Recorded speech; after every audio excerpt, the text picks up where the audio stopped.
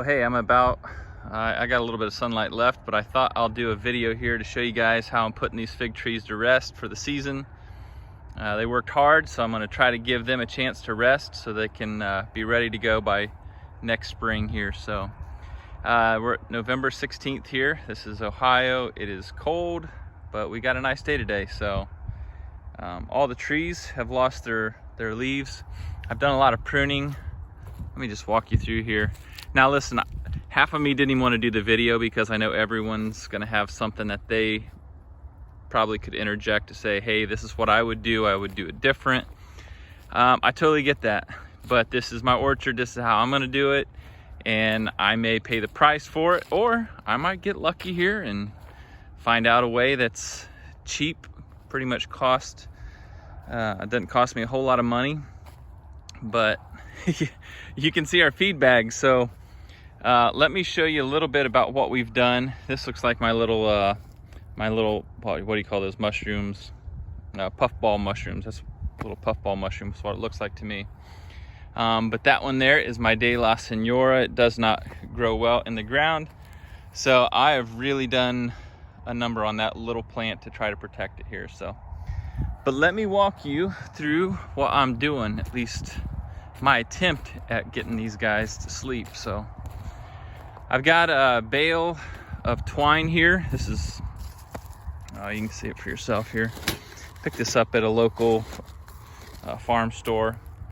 Nothing special about it. It's twine, it's plastic, and I'm tying these up. I would prefer not to have something maybe as small as that twine because I didn't want it to cut into those. But not having a whole lot of money, this is my attempt at it. But I wanted to show you, I'm trying to draw these plants together, or for some of the other ones, like the taller trees, I've just wrapped the branches up to try to make it as much of a cone shape as I can. And then I'm coming in with these moving blankets here. I got these on Craigslist.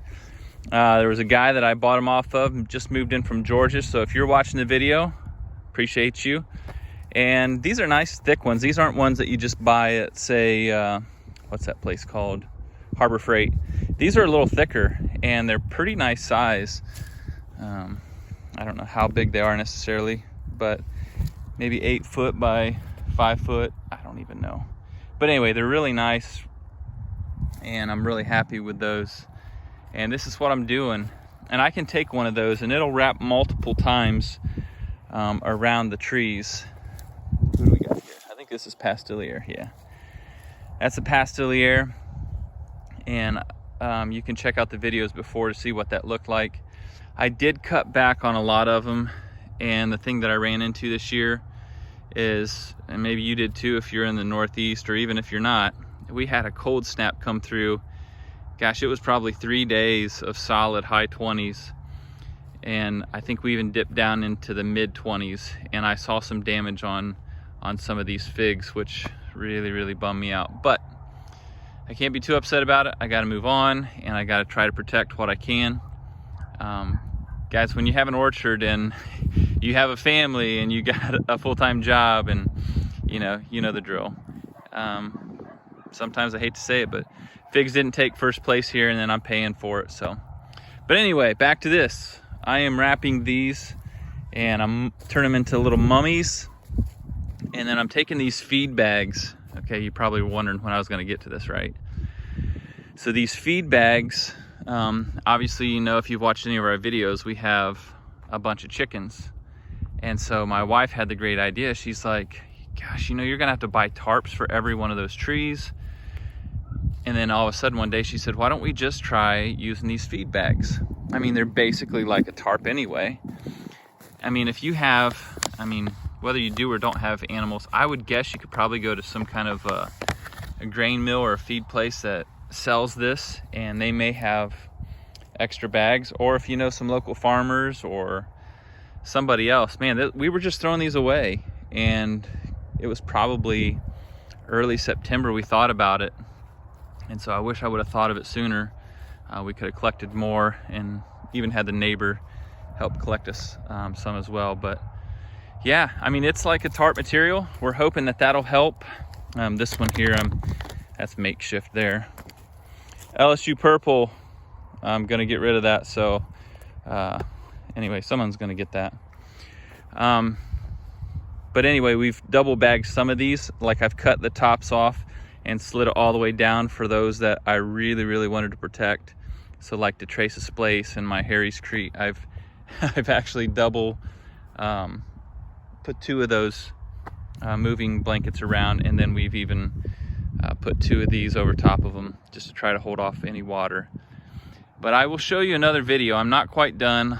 I wanted to be able to show at least part of what I'm doing. I had to cut these all the way down, all the way back. It was a sad thing for me to do, but I ended up having to do that. And then I'm covering those with mulch.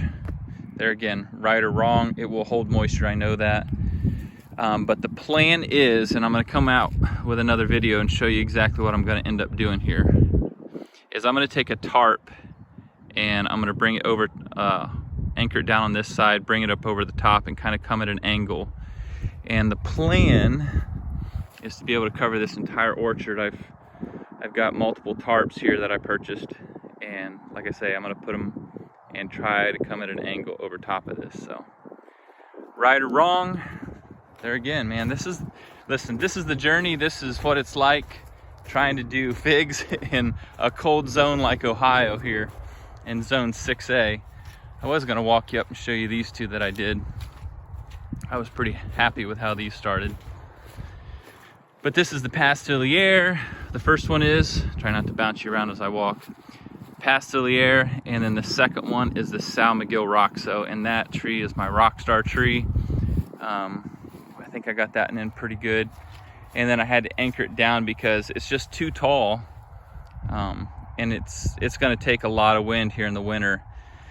And with any kind of wind, this little tree just wasn't strong enough to be able to hold these bags along with a really heavy breeze. So I've got those anchors in to try to help hold that steady. And then this one here seemed to be doing pretty well. It's like one of those little punching bags. So anyway, guys and gals, this is what it looks like trying to winterize my figs out here in the orchard. Oh yeah, I didn't even show you guys. You probably saw it and I totally forgot. I hauled, my brother's got a dump trailer, and we hauled 4, no, maybe it was 5 of these dump trailer full of mulch, and I just laid it down thick. And so I'm just trying to create a space in here and maybe even another row of figs. Who knows? Guys, this is always gonna be moving. This is a moving target for me out here with figs and with these fruit trees. So obviously I can't go too far with it, but I think at this point I'm rambling. So hey, thanks for tuning in. Cross your fingers. I'll come out with another video and I'll show you what the final product looks like. And then hopefully on to spring when I hopefully have a good reveal for us. So all right, thanks for tuning in. We'll see you on the next one.